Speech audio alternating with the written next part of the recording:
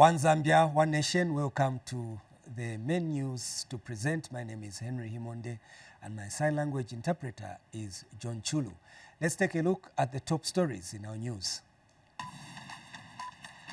Fourth session of the 13th National Assembly opens tomorrow. Government launches 2022 to 2026 strategic plan for the Civil Service Commission. Northern Province Permanent Secretary happy with availability of drugs. Plus, Katonga Bridge in Isoka District commissioned. Here now are the details. President Hakainde Hichilema is tomorrow, September 13th, expected to officially open the fourth session of the 13th National Assembly.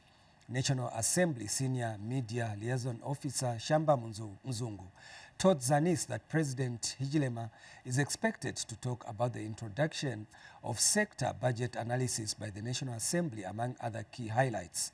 And the Zambia Association of Manufacturers, ZAM, is happy and optimistic that President Hakainde Hichilema's official opening of the fourth session of the 13th National Assembly will help to address critical issues affecting the country.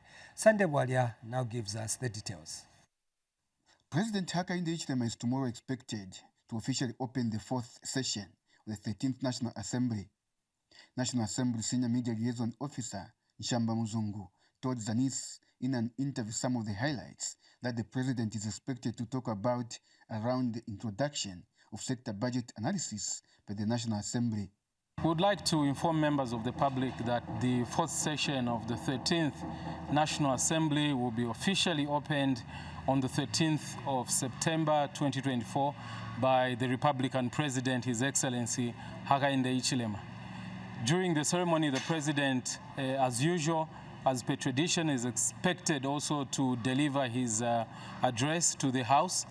He further explained what Standing Order 166, subsection 2 entails. Order 166, subsection 2, in particular, entails that the various estimates of revenue and expenditure will be referred to relevant parliamentary committees for detailed scrutiny. This reform is a departure from the previous procedure where the whole budget was referred to the expanded planning and budgeting committee. The process is not only allowing committees to be involved in the approval process, but it is also affording more stakeholders to interact with different committees to participate in the budget process.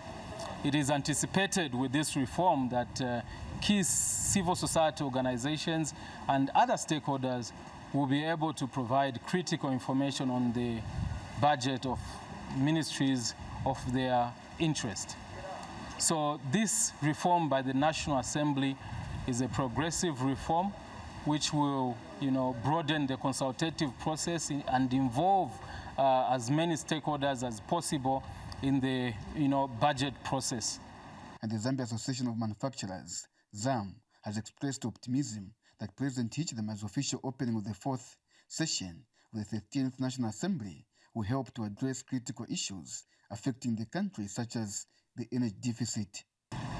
The recommendations from the President in terms of where the economy should be adjusting to this environment. Look, we as manufacturers have tried. We are trying to mitigate whatever is going on in terms of energy, in terms of the supply of raw materials like grain into our manufacturing facilities.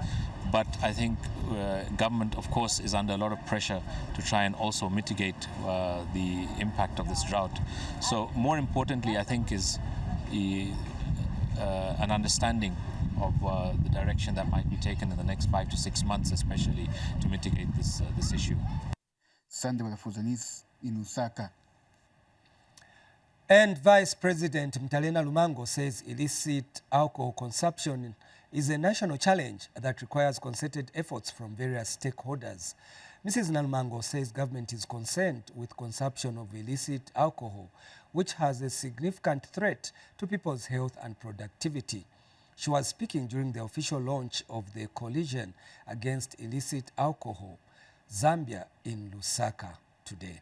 Details? Illicit alcohol consumption is an enemy to society. Vice President Mwanawasa this morning officially launched the Coalition Against Illicit Alcohol, Zambia chapter, CAIA. Mr. Mwanawasa is calling for concerted effort to fight the scourge. I am reliably informed that among the objectives of this coalition are 1. To eliminate the sale of illicit alcohol by advocating for the implementation of effective regulatory measures to curb the production and distribution of illicit alcohol. The other objective is to reduce illicit alcohol consumption. We have to reduce this and promote initiatives to discourage the consumption of illicit alcohol and support healthier lifestyle. 70% of all alcohol consumed in Zambia is illicit, not properly made, some of it being even poisonous. This illicit alcohol is mostly smuggled into Zambia, and in some instances is counterfeit. We must join efforts, this is very important, together as a nation to find a lasting solution to the sale and consumption of alcohol. This battle, you cannot go and say, at Boma Yanganepo. This is not a Boma Yanganepo issue. The minister says this starts from home. It is a national challenge, as we have heard before, that requires concerted efforts by various stakeholders. Minister of Local Government and Rural Development, Gary Nkombo, was also at the event. I think we are all in agreement that we have a problem in this country.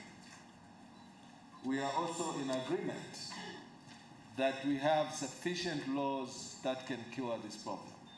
We are also in agreement that this problem has continued to debilitate families. Those who brew illicit alcohol have always claimed that your government has introduced a free education policy. Therefore, there is no more excuse, simply no more excuse for anyone to say school. Meanwhile, co-chairperson of CAIA, Miriam Sidibe, said the rising acceptance of illicit alcohol is a crisis.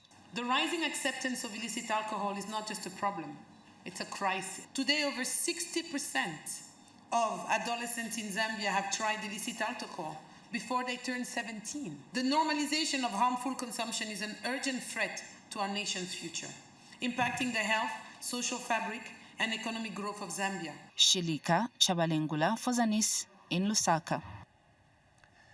Meanwhile, Deputy Secretary to Cabinet Zongo Siakalenge has launched the newly developed 2022 to 2026 Strategic Plan, Implementation Plan and Communication Strategy for the Civil Service Commission. Speaking during the launch, Dr. Siakalenge said the launch marks a crucial step towards achieving government's collective goals as drivers of the civil service.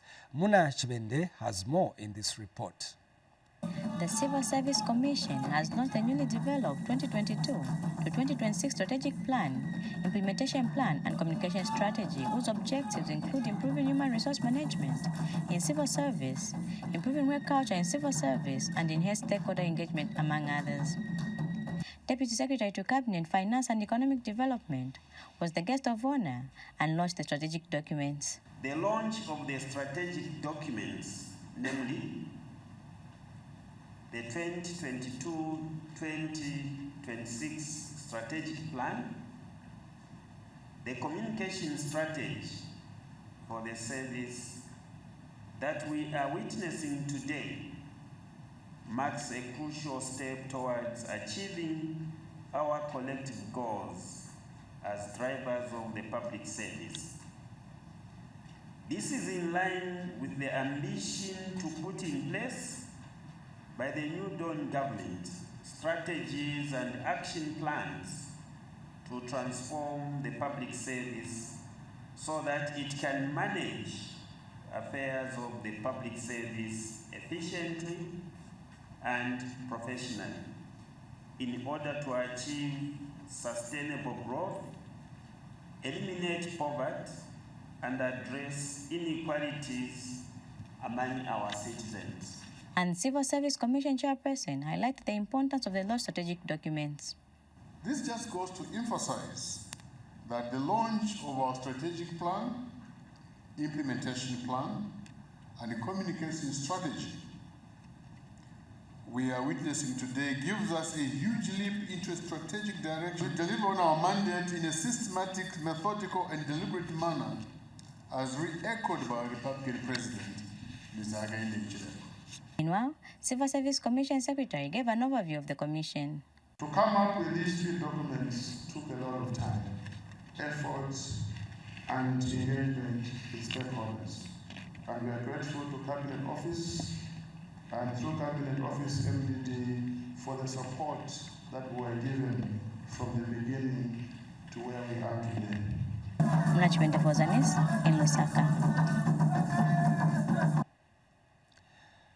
In business news, the Ministry of Commerce, Trade and Industry Permanent Secretary Lilian Bwalia has commended the Proudly Zambian campaign for promoting homegrown products, which have since penetrated the Zambian chain stores and the region at large. Ms. Bwalia says government is determined to create an enabling environment for the local businesses to thrive and foster sustainable economic growth. Speaking during the 2024 Proudly Zambian Expo, organized by the Zambia Association of Manufacturers in Lusaka today, Ms. Bwalia said government is committed to improving access to finance and building capacity building programs to Zambian enterprises. And Zambia Association of Manufacturers President Ashu Saga said the Proudly Zambian Campaign Expo organized by the association is a demonstration to promote Zambia's homegrown products in order for them to be upscaled and compete favorably. Proudly Zambian Campaign Chairperson Tim Otabi says as Zambia celebrates 60 years of independence, there is need to promote a resilient and sustainable economy by harnessing local Zambian products.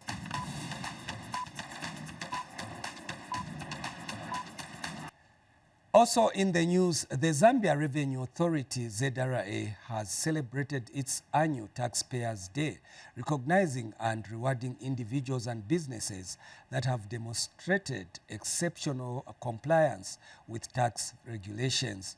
Speaking at the event, ZRA Commissioner General Dingani Banda emphasized the importance of taxpayers in the country's development. Zambia Revenue Authority has celebrated its annual Taxpayers Day. The event held at Pamozi Hotel recognized and rewarded individuals and businesses that have demonstrated exceptional compliance with tax regulations. Acting Minister of Finance and National Planning, Elijah Mchima, graced the event. On a yearly basis, does undertake consultations with the various stakeholders in the development of our tax policies. This is in order to effectively support businesses and other taxpayers in an ever-changing global and domestic socio-economic development. I believe a number of you present here have been involved in these consultations. The efforts undertaken through the ministry provide businesses with opportunities for growth, support high economic growth, and in turn translate into increased tax opportunities. All these are for the ultimate benefit of the country and citizens at large. Your commitment to duty, that is ensuring that the communities around the country can take charge of their own development through the enhanced Constituency Development Fund. As we recognize you and celebrate you today, our patriot taxpayers, it is my sincere hope that your stories will inspire others, both businesses and individuals, who have been operating in the shadows to come out and contribute to the national development. I implore every person that earns an income and is legally supposed to pay taxes to do so as a matter of duty and integrity. ZRA Commissioner General Dingani Banda highlighted the importance of taxpayers in the country's development. Mr. Banda also noted the increase of revenue by 14% in 2023. This positive trend in payment tax compliance over the recent past has come through concerted effort to drive domestic revenue mobilization. Firstly, it is a testament of the commitment to the civic duty of paying taxes by the business community and the Zambian public in general. Secondly, it is a reflection of the government's resolve to continuously improve economic policies, including tax policy, and foster a conducive business environment. And thirdly, it is a result of the various tax administration reforms that ZRA, through the support of the government and governing board, is implementing to continuously improve service delivery, seal revenue leakages, and make tax compliance easier. Currently, the major reforms that ZRA is implementing include number one, the smart invoice, which is meant to improve tax administration for various tax types, including VAT and other transaction tax types. And ZRA Governing Board Chairperson Caleb Fundanga was present at the event. As a board of the Zambia Revenue Authority, we are acutely aware of the challenges that come with tax compliance. We understand that it requires time, effort, and resources, and that is why we are committed to supporting you in every way possible. We are committed to ensuring that we are committed to supporting in every possible. We are consciously reviewing and refining our policies, processes, and systems to ensure that they are fair, transparent, and efficient. Our aim is to make tax compliance not only a duty, but a process that is accessible and straightforward for all. I know that Stakeholder representative from Victoria Supplies Limited had this to say. Taxes are more than those numbers we see being deducted from our bank accounts. Taxes are the heartbeat of any country. Everywhere we pay helps ensure our public services run smoothly. Paying taxes is not just a legal obligation, but a moral one. Remember, our tax contributions are like seeds. They might not seem significant at first, but they grow into something extraordinary. We are doing this for the future of our nation and its citizenry. For Zanis in Lusaka, I'm Tizao Namlenga. Business news continues. Central Province Minister Mwanawasa Kusa has officiated at the opening of the Indo Zambia Bank branch in Lun District. Mr. Kusa says the opening of the bank will help foster social and economic growth in the district. Here are the details. Central Province Minister Mwanawasa Kusa has officially opened an Indo Zambia Bank branch in Lun District. Mr. Kusa says the opening of the branch will address the need for banking services among civil servants and farmers in the district. Today is indeed a very proud moment for Lun as this development will complement and foster the ongoing government initiatives unfolding here for economic and social development of the district and the province at large. Lun District Commissioner Francis Hasalama says the district only has one bank and largely depends on automated teller machines. That we have received, and it's good for Kapiri because we need a lot of banks. Here in Kapiri we have only too many banks. The rest are ATMs and so on. When it comes to monthly, people are really troubled. Indo Bank Board of Directors Chairman Michael Gondwe observes that the bank remains a partner in development. As a board, our position is that we share the government's developmental agenda, and we consider it a core of duty to play our role in fostering national development. For Zanis News, I am Catherine Sakala in Kapiri District, Central Province. We now break for commercials. Join us for more news.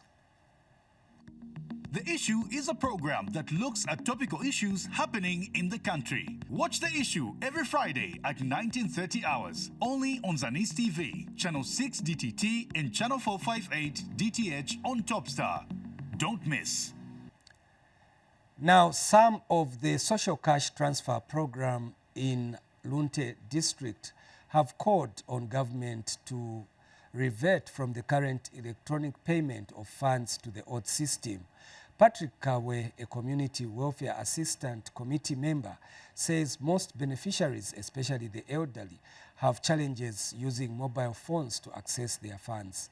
We have more in this report by About 15,000 households in Lun District are benefiting from the social cash transfer program. These beneficiaries receive their bi-monthly transfers electronically using mobile communication providers as well as the rural model of payment. However, some beneficiaries under the urban payment model have expressed concern with the payment mode. Patrick Kawe, a community welfare assistant committee member, elaborates some of the challenges faced by elderly beneficiaries.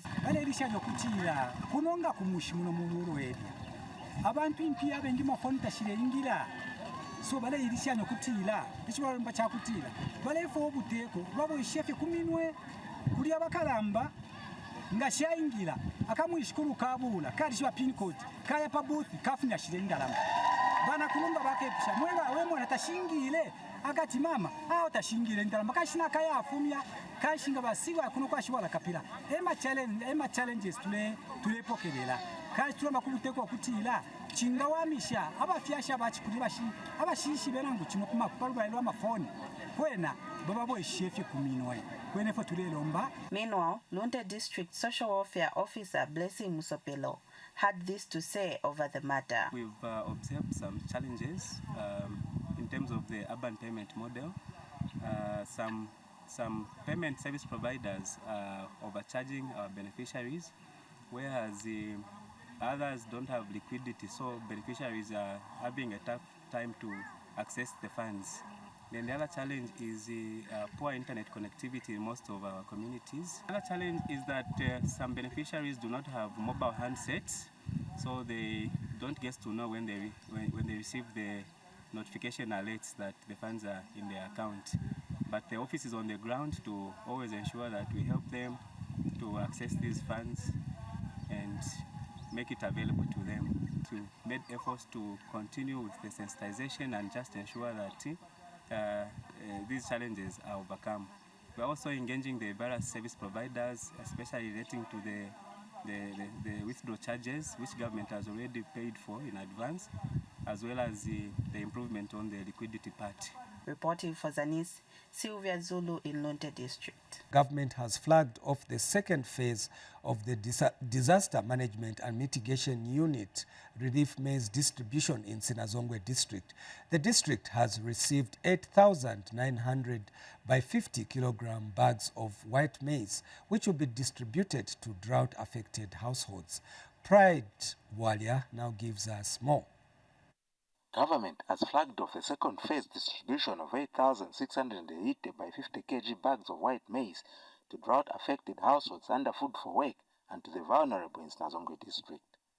The Disaster Management and Mitigation Unit DMMU has appointed the Adventist Development Relief Agency ZRA Zambia as the project implementing partner PIP for the exercise. In flagging off, we want to announce that, of course, this food distribution will be implemented by our project implementing partner, ZRA. So I hereby officially flag off the distribution of the relief food. Thank you.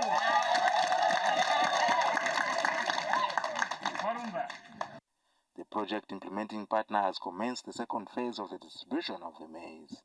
We are here in Sinazongwe distributing DMMU relief food. We are giving this relief food to the people who are affected with the drought. Drought-affected households have appreciated the government for the continuous distribution of relief maize to cushion their hunger situation. Twalumba maningi kuli ba president hagainde ekichibalo okutujitira wagali chiyuma yuma chipatiro konna nkonyira asome batajinama na pe so twalumba kuja kuli ekichibatwetera.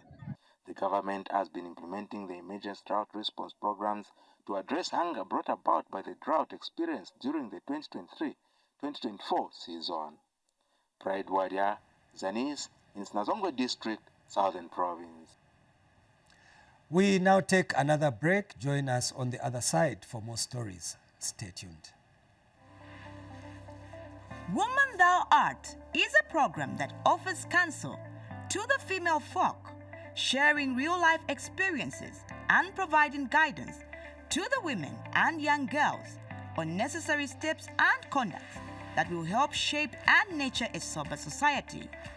Watch Woman Thou Art on Zanis TV every Wednesday at 18:30 hours on the Topsatr channel, channel 6 DTT, and channel 458 DTH.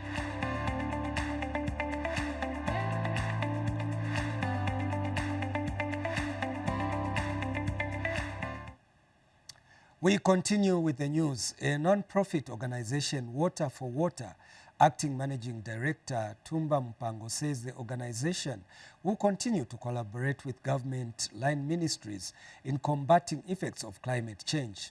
Ms. Mpango was speaking during the launch of the Green Hospitality Service in Chiwambo District.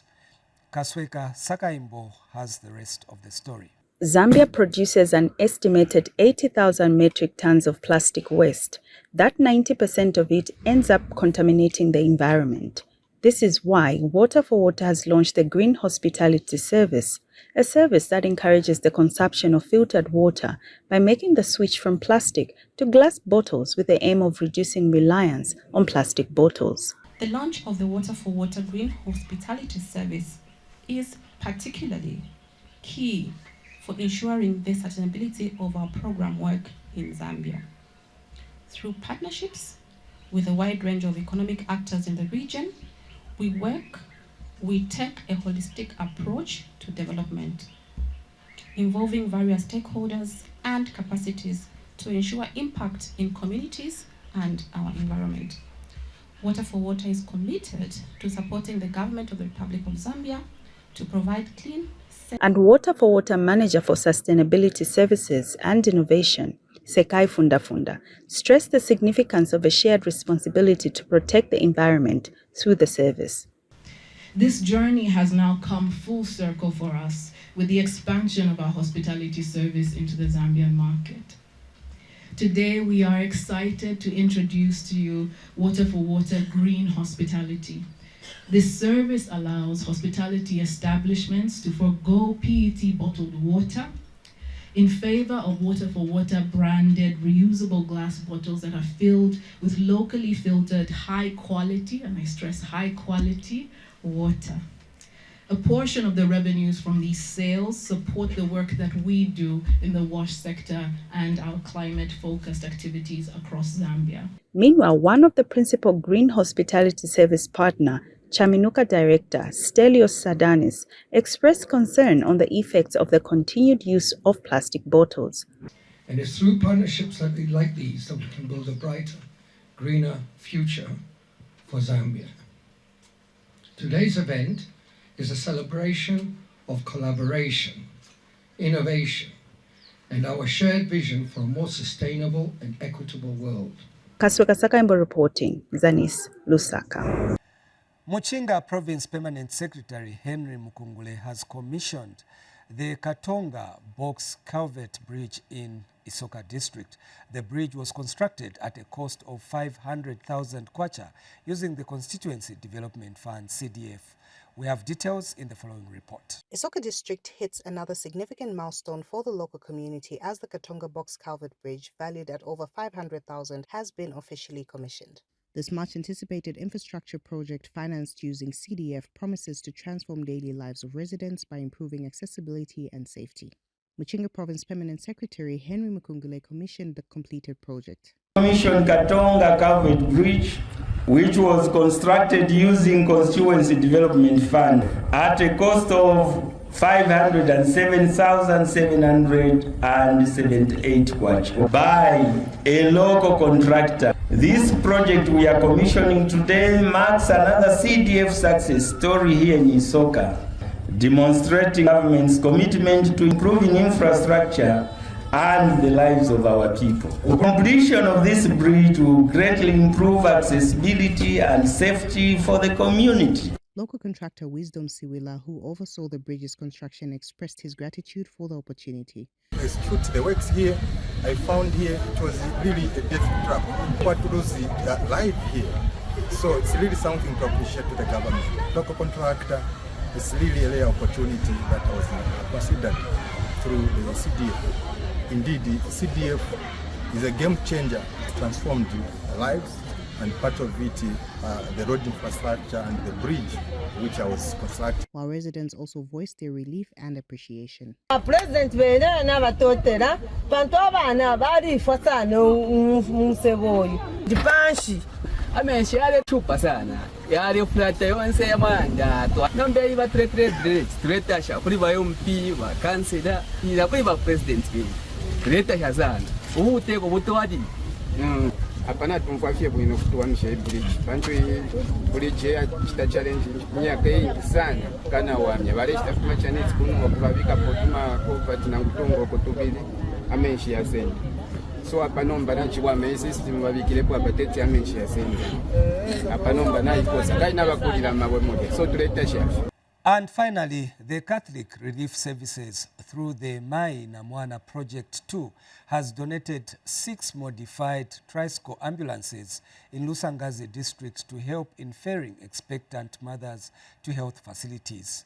Here's a report. Government has continued putting in measures to reduce maternal deaths. This has been done through partnership with the Catholic Relief Services. Lusangazi District has become the latest to receive 6 modified tricycle ambulances meant to help in transporting expectant mothers to nearby health facilities under the Mai na Mwana project. The tricycles will be operating at Makale, Satellite 18, Ukwimi A, Mwanika, Riverside, and Mawanda Rural Health Centers. Speaking during the handover ceremony, Lusangazi District Commissioner Mike Tembo says the government appreciates such interventions from stakeholders. This initiative aligns with our broader goals of enhancing maternal health services and promoting safe motherhood. It is a testament to our commitment to investing in the health and well-being of our community. By improving access to health care, we are not only saving lives but also empowering women to take charge of their health and the health of their families. And Lusangazi District Health Director Jonathan Kunda narrates some of the causes of maternal death in the district. 3 weeks ago, we lost a mother who did birth home when they failed to control the bleeding. That's when they decided to take this to the hospital. Whenever you hear that the woman has died during childbirth, there is always something missing in that environment where she has died. The Catholic Relief Services explains how the project is faring. Tricycle ambulances to the 6 sites in Lusangazi District, in addition to the 3 that we gave previously. Mainly, Mai na Mwana 1 was formed together with Mai na Mwana 2 to improve outcomes for maternal, newborn, and child health. Meanwhile, Chief Sanders thanked Catholic Relief Services for the gesture.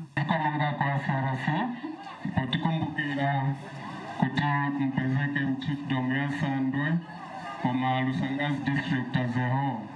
Emphasis tunapanga ni ya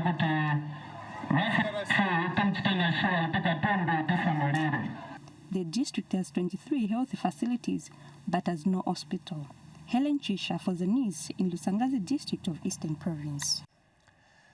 Helen Chisha's report brings us to the end of the news, but before we go, let's take another look at the top stories. 4th session of the 13th National Assembly opens tomorrow. Government launches 2022 to 2026 strategic plan for Civil Service Commission. Northern Province Permanent Secretary happy with availability of drugs. Plus, Katonga Bridge in Isoka District commissioned. That is all we had packaged for you on Zanis News. Remember to join us tomorrow again at the same time for more news.